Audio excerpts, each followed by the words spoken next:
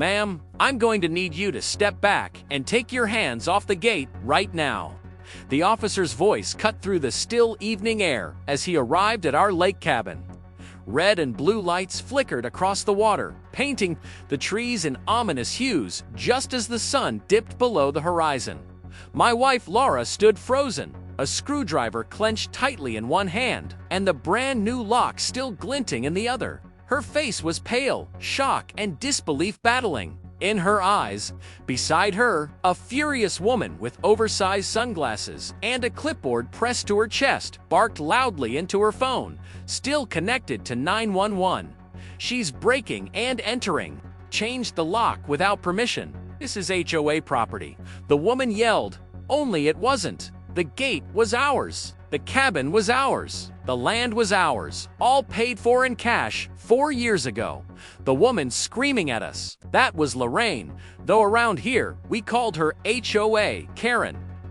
And that moment, with my wife nearly handcuffed for tampering with her own property, was when everything spiraled out of control.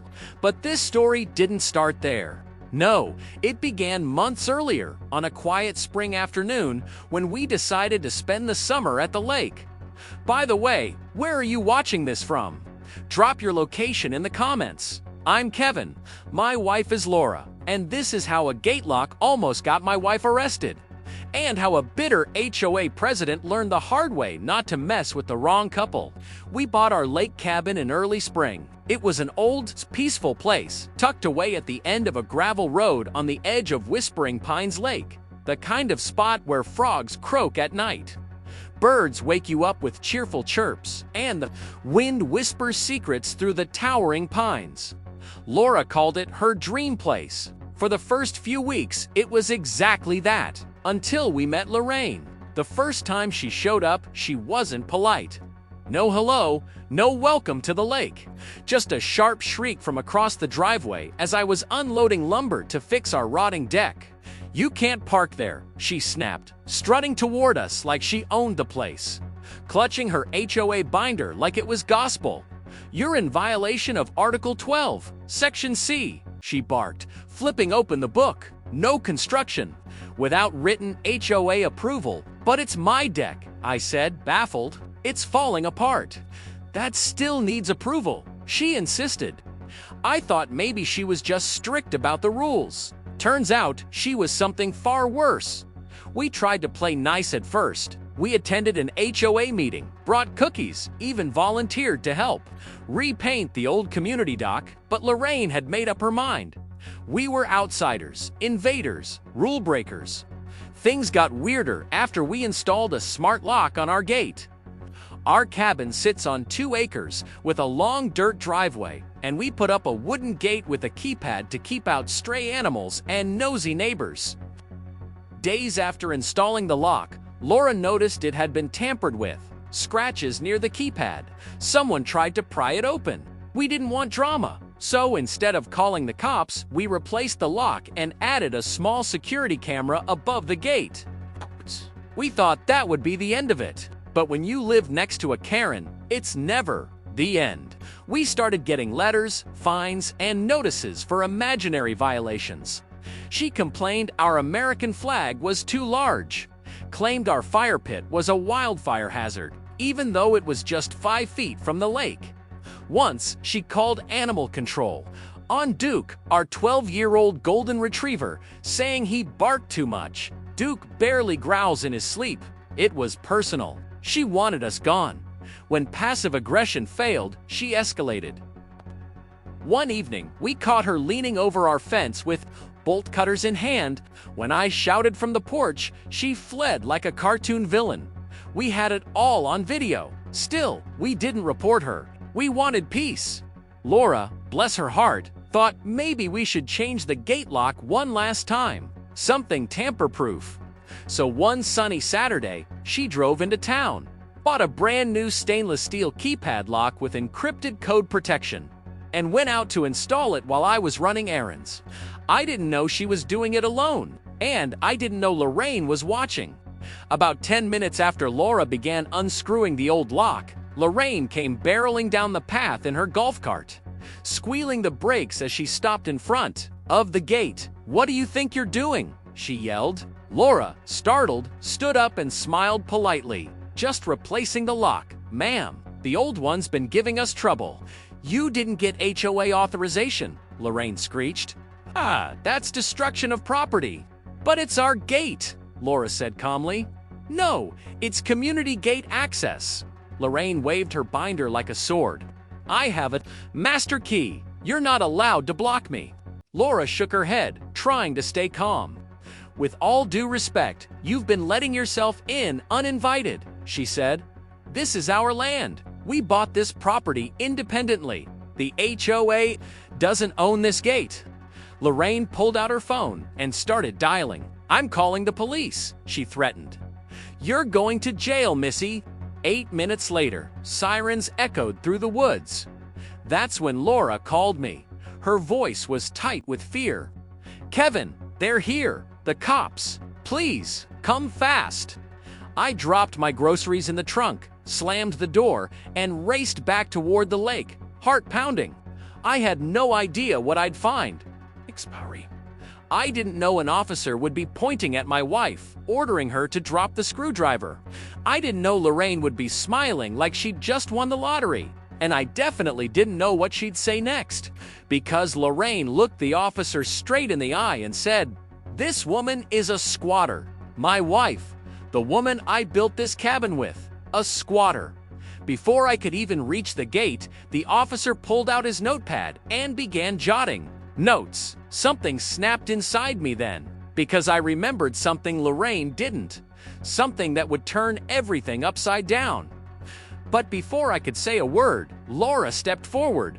Fix that. And that's when everything went completely off the rails. She stepped forward slowly, hands raised, not because she was guilty, but because she knew how quickly things could go wrong. The officer's hand hovered near his holster, eyes flicking between Laura, the lock, and the shouting woman behind him. I'm not a squatter, Laura said, voice trembling but steady. This is my home. I live here with my husband. We bought this cabin together. Lorraine let out a loud scoff that sent birds fluttering from the trees. Lies, she spat. She sneaks onto the property while the real owners are away. I've seen her come and go. The lock is evidence she's hiding something. The officer hesitated. Do you have any paperwork? A deed? Anything with your name on it? Laura opened her mouth, then closed it. No, it's all in Kevin's name, but I'm his wife. Lorraine's lips curled into a smug smile. Exactly, she has no legal claim. She could be anyone. I pulled up just in time to see Laura standing there, helpless and humiliated. I parked halfway on the grass, flung open the door, and marched toward the gate. What's going on here? I demanded, voice loud enough to cut the tension. The officer turned to me. Sir, do you live here? Yes, this is our property. My name is Kevin Mallister. That's my wife Laura, and she has every right to be here. Lorraine stepped forward, clutching her binder like it was her last weapon. Then prove it, she challenged. Where's your deed? She's been tampering with a shared access gate. That's a crime. I clenched my jaw. It's not a shared gate, I said, pulling out my phone. I quickly scrolled to the county property map, an official document I downloaded months ago when Lorraine's harassment started. See that? I pointed at the bright red line circling our land. This cabin, this gate, this driveway, all part of our private lot. The HOA boundary ends over there. I gestured toward a small wooden post, barely visible through the trees, marked with a faded green sign. The officer studied the map carefully. Do you have ID to confirm this? I handed over my driver's license. Also, I said check the parcel number. I can pull the deed from the county assessor's site if needed. The officer nodded, visibly less tense. Lorraine, meanwhile, was turning bright red. She stepped forward again, furious. Furious. Lorraine was furious. I don't care what your little map says. That gate has always been part of the community. I have a key for it. Laura finally spoke again, her voice calmer but firm. That's the problem, Lorraine. You have a key to our gate. You've been letting yourself in without asking. That's not just rude, it's illegal." The officer sighed and took a step back. "Ma'am," he said to Lorraine, "if this property line checks out, and it looks like it does, you don't have any right to access their land without permission. I suggest you leave." Lorraine's jaw dropped in disbelief. "You're taking their side? I'm taking the law's side." She stood frozen for a moment. Then, like a child denied a toy, she stomped away, muttering threats about calling the board and lawsuits. The officer apologized for the confusion. "We get calls like this all the time. HOA disputes can get messy, but she should have checked her facts first." Laura looked shaken. Her hands were still trembling as I helped her secure the new lock. "I was so scared," she whispered. "I thought they were going to arrest me." I hugged her tight. "Not on my watch." The next day, we received a letter, not from the police, but from the HOA, a violation notice. Unauthorized security modifications to community entry access. It said, they claimed our private gate was still subject to HOA review, despite what the officer had said. Now, they were threatening to fine us $500 a day until we removed the new lock. Laura laughed bitterly as she read it. "They're doubling down." I nodded. "Then we double up." It was time to dig deeper. If Lorraine was abusing her HOA position to harass us, maybe she was doing the same to others. I called a friend of mine, Rick, who worked for a real estate law firm. I asked him to investigate the HOA's formation, the covenants, and especially Lorraine's role. While we waited for Rick's findings, strange things started happening. A neighbor we'd spoken to once, an elderly man named Mr. Whitmore, suddenly stopped waving. Another neighbor crossed the road when we approached during our evening walk. A third sent us a typed letter asking if we could tone down the drama. The HOA had turned the community against us, but that wasn't the worst part. 3 nights later, at 1 a.m., someone pounded on our gate. Laura and I bolted upright. Duke barked furiously from his bed by the door. I threw on a jacket, grabbed the flashlight, and peered through the front window. A pickup truck sat idling near the road. A man stood at the gate holding something in his hand. I flicked on the porch light. He didn't move. I turned on the driveway floodlight. Still nothing. Then I saw it. He was holding bolt cutters, and he wasn't alone. Another figure stepped out of the shadows, approaching from the side. They were trying to cut through our gate. I yelled from the porch, "Hey, what do you think you're doing?" They froze. One dropped the tool and sprinted toward the truck. The other cursed under his breath and followed. I caught a partial license plate, 9XC, as the tires kicked up gravel and they vanished into the night. Laura came out, phone in hand. "Should we call the sheriff?" "Yes," I said, voice low. "This isn't just HOA nonsense anymore. This is criminal." The sheriff's deputy came out, took a report, and examined the cut marks on the new lock. "You're lucky they didn't get in," he said. "This isn't normal HOA enforcement. It's intimidation." We gave him the partial plate, and he promised to investigate. The next morning, Rick called. His voice was calm, but his words chilled me. "Kevin," he said, "I've got news. Lorraine isn't just overstepping. She's not the legal HOA president anymore. Her term expired 2 years ago. She's been operating without proper election or board approval." I sat down slowly. "Are you serious? She's impersonating an officer of the association. That's fraud." But that wasn't all. Rick found something buried deep in the community bylaws, something about our property that would change everything. Just as he was about to explain, my phone buzzed. A text from an unknown number. "Stop digging, or your little cabin won't be so peaceful anymore." I showed Laura the message. Her eyes widened. "We're in deeper than we thought," she whispered. And that's when someone knocked hard on our door. We weren't expecting anyone. When we opened it, we couldn't believe who was standing there. Mr. Whitmore, the quiet elderly man who lived 3 cabins down, his silver hair slicked back, clutching a folded manila envelope in one hand, the other buried deep in the pocket of his navy windbreaker. He looked around nervously before speaking. "I didn't come here to make trouble," he said in a hushed voice, "but I think you two deserve to know the truth about Lorraine, the HOA, everything." Laura and I exchanged a quick glance. "Come inside," I said, stepping aside. He moved slowly, like every step took effort. We guided him to the couch and offered tea, but he waved it off. "I don't have much time," he whispered, laying the envelope on the coffee table.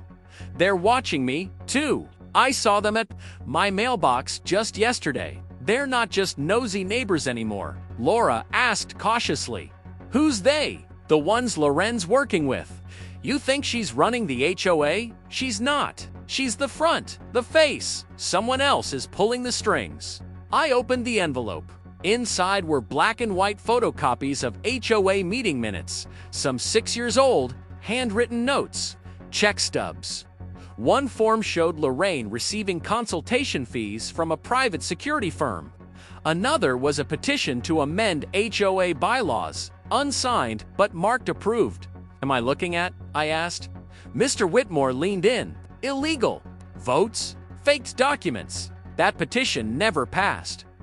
They made it look like it did, so they could claim the right to patrol private land and access locked properties for safety inspections. But it's not legal." My heart dropped. Laura sat straight. "So all those notices, threats, even break-ins, they were trying to force us out." Whitmore nodded. "They want full control of this lakefront. They've been running off owners quietly, mostly retirees like me who can't afford to fight back. You two were supposed to be easy targets, but you didn't leave. That's why they're getting bold." I looked down at the documents. It was damning, but we needed more. "Is anyone else willing to talk?" I asked. "Maybe," he said, "but they're scared. Loren's people run the HOA board, the enforcement committee, even the neighborhood newsletter. They controlled the narrative. I could lose everything just by being here." We promised to be careful. He asked to leave through the back, away from the road. Before he disappeared into the trees, he turned and added, "Whatever you do, don't let her call another emergency board meeting." That's when things started going missing. Locks, cameras, people. The door clicked shut. Behind him, Laura looked at me. "Kevin, this is bigger than we thought." I nodded. "We need to bring this to the sheriff now."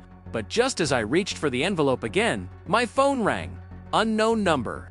I answered cautiously. "Hello," a slow voice replied. "You were warned. Now it's time to pay attention." Click. I froze. Then the lights went out. The whole cabin plunged into darkness. Duke growled beside the couch. Laura gasped. Did the power just before I could answer? The motion-activated camera outside the gate lit up the monitor. 2 hooded figures were walking straight toward our cabin carrying gas cans. I rushed to the breaker, flicked every switch. Nothing. Our generator was offline, sabotaged. I grabbed my flashlight and the baseball bat we kept by the door. Laura was already on the phone with 911. "Yes, 2 men outside carrying gas cans. I think they cut our power." The dispatcher confirmed deputies were en route, ETA 12 minutes, but we didn't have 12 minutes. From the monitor, I saw the 2 men reach the gate. One poured gas at the base, the other struck a match. I flung the door open and shouted, "Hey, step away, the police are coming." They didn't flinch. Laura triggered the car alarm remotely. Its blaring horn pierced the night. One of the men looked up at the camera, stared straight into the lens, and smiled. Then they turned and ran back into the woods. When deputies arrived, the gas was still wet on the gravel. One whistled low. They weren't just trying to scare you, they were about to burn your gate down. We showed them the footage, threats, and HOA papers Whitmore gave us. They agreed to open a formal investigation, but said they needed more evidence to tie Lorraine or her crew to the crimes.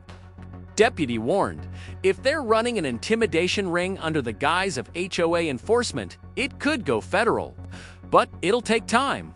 I thanked him but couldn't shake the feeling of helplessness. They could come back, Laura whispered that night as we lay in bed, power finally restored. What if next time they don't run?